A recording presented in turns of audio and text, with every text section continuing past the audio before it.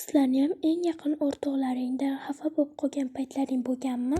Короче, bizda 4 ta dugona sinfdoshlar Blackpink a'zolarini o'zimizda bo'lib olganmiz.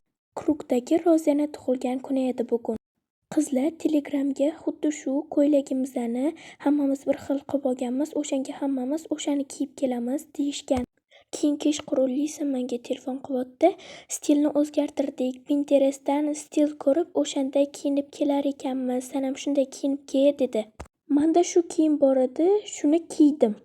Keyin bugun borib qarasam, guruhdagi Jisoo, Lisa, Rozi hammasi oq ko'ylakda kelgan, men bechora boshqa ko'ylakdaman.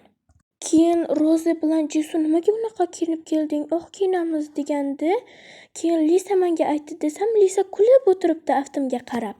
Yana Xudodan qo'rqgin, tuhmat qilma deydi odamga qarab. Jisoo bilan Rozini ham bundan avval ko'p marta aldagani uchun shunga o'xshatib, ular menga ishonishdi, Lisaga emas.